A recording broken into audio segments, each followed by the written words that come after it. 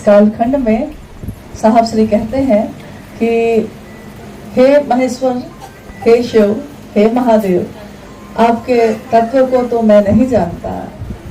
मैं नहीं जानता कि आप कैसे दिखते हैं, क्योंकि जो अनुभव करता हूँ वो एक झलक है। आप कैसे दिखते हैं, क्या हैं, कौन है, दिखाई कुछ भी नहीं देता, लेकिन हमारा हृदय अनुभव करता है। तव तत्वम न जानामि कीदृश्योऽसि महेश्वर, यादृश्योऽसि महादेव, तादृशाय नमो नमः। हे महेश्वर, आपके तत्व को हम नहीं जानते, आप कैसे दिखते हैं, क्या हैं, लेकिन आप जो हैं, जैसे हैं, हम सभी आपको नमन करते हैं, प्रणाम करते हैं। महेश्वर के रूप में, महेश्वर शब्द का अर्थ होता है जो ईश्वरों का भी ईश्वर हो। महेश्वर शब्द से ही स्पष्ट है। महेश्वर चीफ कंट्रोलर यानी मुख्य नियंत्रक। बाकी पद भी कुछ कुछ नियंत्रण करते हैं, लेकिन जो सबको नियंत्रित करता है, जो सबका बॉस है, जो सबका चीफ है, जो सबका मुख्य नियंत्रक है, उस सत्ता को, परम सत्ता को कहा गया महादेव, जो देवों के देव हैं। गुरु और शिष्य परंपरा में भी गुरु, सदगुरु और जगत गुरु स्वाभाविक है। जब गुरु 3 श्रेणियों में होंगे तो शिष्य भी 3 श्रेणी में होंगे। नहीं, गुरु पहलवान होगा तो स्पष्ट है कि शिष्य जो होंगे वो पहलवानी सीखने ही गए होंगे। गुरु अगर दर्जी है, इसका अर्थ है कि जो शिष्य है वो सिलाई सीखने ही गया है। गुरु के अनुसार ये भी स्पष्ट हो जाता है कि शिष्य क्या सीखने गया है। शिष्य का अर्थ ही होता है जो सीखने की मानसिकता में हो। शिष्य का अर्थ ही होता है जो अनुशासन में, गुरु के रहने की मानसिकता में हो। तो गुरु और शिष्य परंपरा में गुरु, सदगुरु और जगत गुरु, ये 3 श्रेणी आती है। गुरु उनको कहते हैं, गुरु का ही काम तीनों सत्ता करती है, लेकिन गुरु जो शरीर में होते हैं वो अपनी वाणी से, अपने स्पर्श से, वाणी मतलब सामने बैठे हैं लोग और गुरु बता रहे हैं, स्पर्श से यानी कि सिर्फ मस्तिष्क को छू कर ही किसी ने शिव का आवेश पैदा कर दिया है।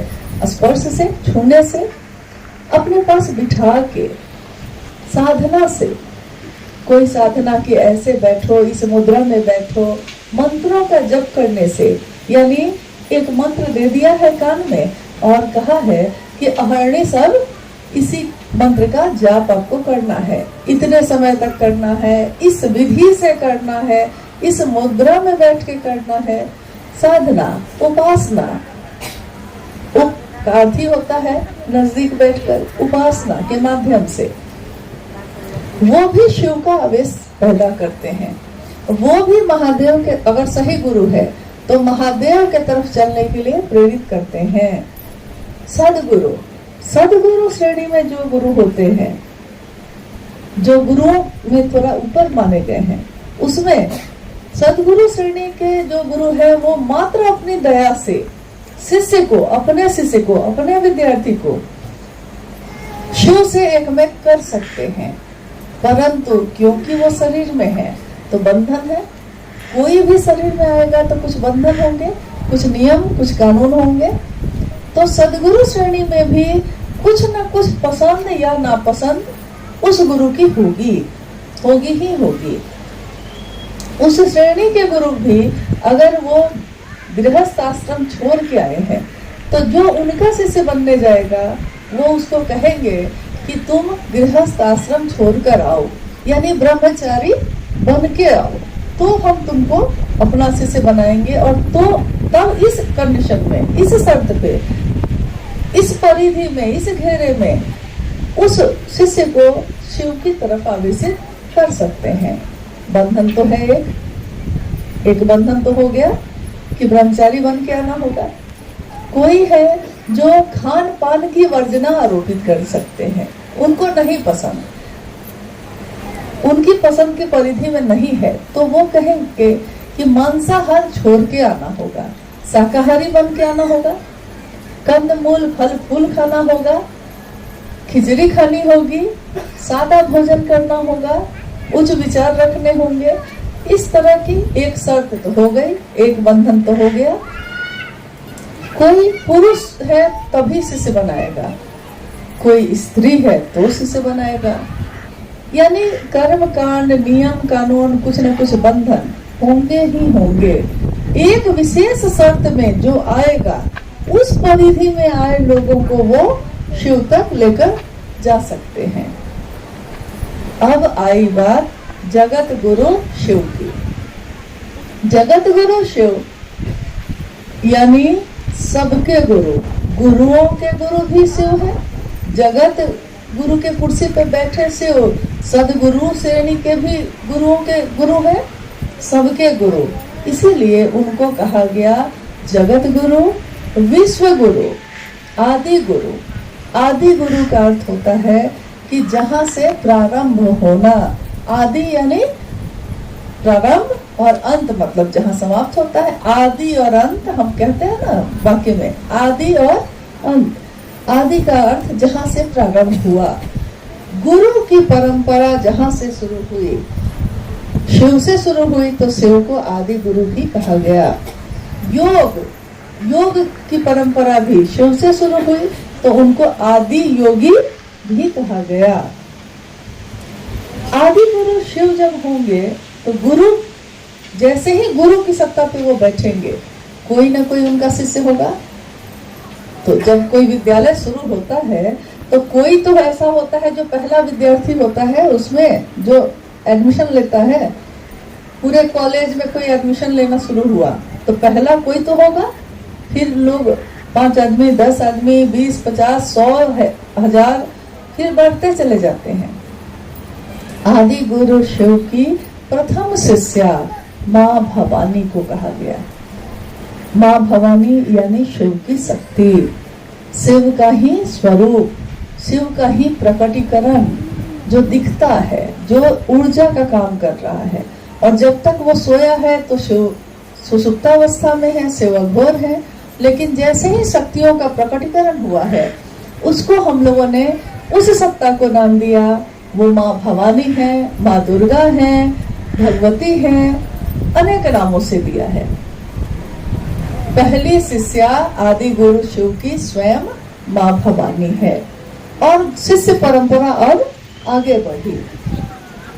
इसलिए जब माँ दुर्गा की पूजा होती है तो आपने गौर किया होगा कि जब उसके श्लोक कोई पढ़ते हैं उसमें हम कहते हैं कि आगम निगम बखानी तुम शिव पटरानी। आगम निगम बखानी, आगम कहा गया जो शिव से ज्ञान उतरा भवानी में, माँ भगवती में, वो हुआ आगम। और अब माँ भगवती के द्वारा जो संसार में फैला तो उस ज्ञान को कहा गया निगम।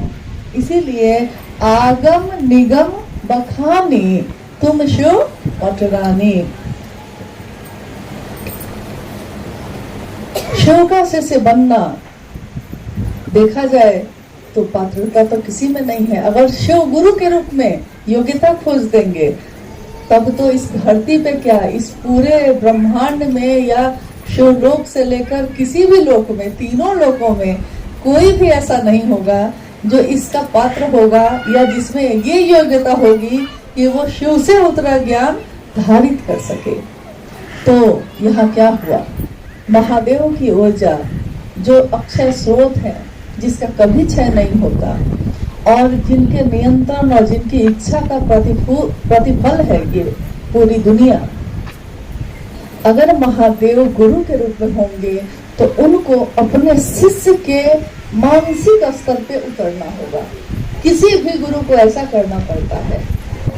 अगर कोई बहुत बड़ा पहलवान है लेकिन अगर उसके पास आप गए हैं पहलवानी सीखने तो वो पहला ABCD वाला दांव पेच से शुरू करेगा। वो बहुत बड़ा है लेकिन शिष्य जो आया है उसने तो अभी शुरू नहीं किया है। कोई बहुत PhD करके बैठा है, इतना विद्वान है, लेकिन अगर पहला क्लास में कोई विद्यार्थी को पढ़ाने वो बैठा है तो उसको लकीर खींच के पढ़ाता है, क ख ग घ लिख के सिखाता है, अ आ सिखाता है, यही ना करता है? क्या बच्चे को कुछ चाहिए क्या? आप लोग लगातार हलचल में हैं, कुछ चाहिए?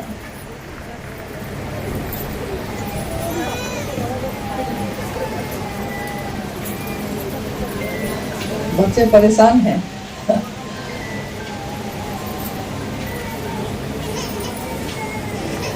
मेरा अनुरोध है कि जो छोटे बच्चे हैं उनको गोद में थोड़ा घुमा दीजिए आप लोग, क्योंकि वो लोग परेशान हो रहे हैं। गर्मी है ना, एक जगह बैठे हैं, बच्चा है, उसको थोड़ा ही पता है कहाँ बैठे हैं, क्या कर रहे हैं। घुमा दीजिए, घूमते घूमते भी बात सुनी जा सकती है। वही बोल रहे हैं कि अगर भूख लगी हो तो कुछ दिलवाएं बच्चे को। किसी को चाहिए कुछ?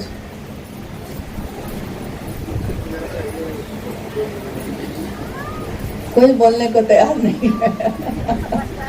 खैर चलिए, तो कोई अगर गुरु है तो वो अपने शिष्य के जिस मानसिकता पे जाके शिष्य सीख सकता है उस मानसिकता पे उतरकर और तब ज्ञान देना शुरू करता है। कोई किसान है, उसको खेती का सारा ज्ञान है, लेकिन अब बेटा कह रहा है कि पिताजी हमको भी थोड़ा सा ज्ञान दीजिए ना, खेती कैसे कैसे की जाती है। तो वो सबसे पहले शुरू करता है कि पहले खेत को कोड़ना सीखो, शुरू करो, एबीसीडी से शुरू करो, तब ना, यानी उसके स्तर पे आकर वो सिखाना शुरू करता है। शिव भी, जगत गुरु शिव भी जब गुरु की कुर्सी पे बैठेंगे तो होंगे वो ईश्वर, है वो महेश्वर महादेव, लेकिन गुरु के रूप में उनको अपने शिष्य के मानसिक स्तर पे उतरना पड़ता है। इसीलिए कभी वो शिव गुरु की कुर्सी पे भी बैठते हैं, यानी वाणी से, स्पर्श से, उपासना से, साधना से, कर्मकांड से, किसी भी तरह से शिव का आवेश पैदा उस कुर्सी पे भी बैठ के करते हैं। सदगुरु की कुर्सी पे भी बैठे हैं, और जैसे जैसे ज्ञान बढ़ता जाता है फिर जगत गुरु शिव से स्वयं से ही जुड़ाव एक मेक करने की व्यवस्था करते हैं। जगत गुरु शिव का शिष्य जब धरती पे होता है कोई, तो अब उसके आचरण में, उसके मन में, उसके वचन में भी ये परिलक्षित होता है, क्योंकि शिष्य को देखकर ये समझा जाता है कि गुरु कौन है। विद्यार्थी का रिजल्ट देखकर ये पता चलता है कि मास्टर बढ़िया है कि नहीं है। बच्चा पढ़ने में एकदम अच्छा नहीं है, मास्टर अच्छा मिल गया है, उसने बच्चे को खिलाते खिलाते बढ़ा दिया है, और जब परीक्षा देकर वो पास किया, रिजल्ट आता है, रिजल्ट में वो फर्स्ट डिवीजन से पास किया, तो लोग कहते हैं कि मास्टर बढ़िया मिल गया था। विद्यार्थी में तो वो बात नहीं थी, लेकिन गुरु बढ़िया मिल गया। हम में वो बात है या नहीं, ये मुद्दा नहीं है। गुरु शिव है तो वो शिव जैसा बना लेंगे, क्योंकि गुरु की अविश्वास में भी अगर गुरु के पास गए हैं, चले गए हैं, तो गुरु तो आपके मन को परिमार्जित कर ही लेते हैं। साहब श्री हरिनानंद जी ने इस कालखंड में जब सन 1974 में शिव को अपना गुरु बनाया था, उनको नहीं मालूम था कि शिव गुरु होते हैं। धीरे धीरे जब पहली बार में तो मां नीलमानंद जी को बताया, फिर आगे जब उनका जीवन बढ़ता चला गया तो एक तरफ बिहार प्रशासनिक पद के पदाधिकारी के रूप में और दूसरा पहलू उनका था शिव के शिष्य के रूप में। ये दोनों का अद्भुत संतुलन उनके जीवन में दिखता है, क्योंकि अक्सर अगर कोई अध्यात्म की तरफ मुड़ जाता है तो वह पूरी तरह अध्यात्म में ही डूब जाता है, फिर उससे लौकिक काम नहीं होते। नहीं कहते हम लोग कि इश्क ने मुझको निकम्मा कर दिया, वरना मैं भी आदमी था काम का। यानी अगर इश्क हो जाए, ईश्वर से हो तब भी, किसी व्यक्ति से हो जाए तब भी, लोग कहते हैं कि अब किसी और काम का ये नहीं रहा। लेकिन साहब श्री हरिनानंद जी ने, शिव के शिष्य ने, ये अपने आचरण से प्रस्तुत किया कि शिव का शिष्य लौकिक और पारलौकिक दोनों जीवन को एक तरह से जीता है, संतुलन के साथ, जैसा गुरु करते हैं। अगर शिव सिर्फ शिखर पे बैठे होते तो धरती के लोगों को उनका अनुभव नहीं होता, धरती के लोग उनका सानिध्य नहीं प्राप्त कर सकते थे।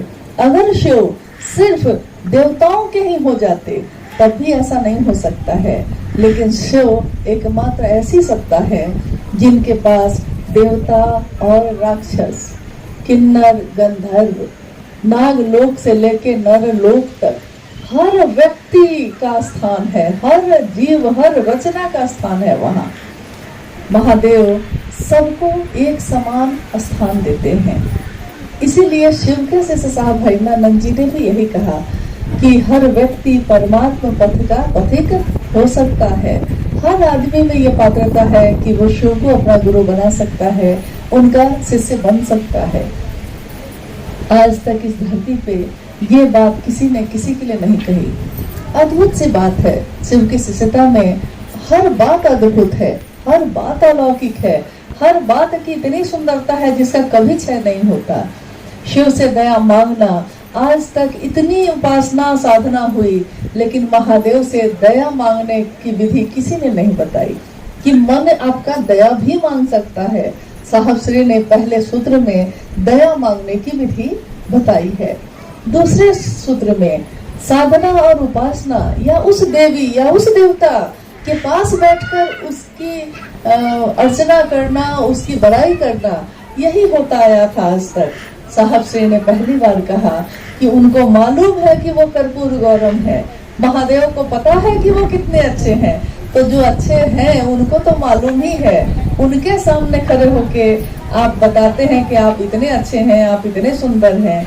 अगर वो इतने ही अच्छे हैं तो जाइए और दुनिया को बताइए, वो शिव तो जगह है, दुनिया सोई है। जाइए, हर घर जाइए, व्यक्ति व्यक्ति के पास जाइए और लोगों को बताइए कि महादेव कितने अच्छे गुरु हैं। जब शिव स्वयं गुरु हैं तो हम दूसरे की तलाश क्यों कर रहे हैं?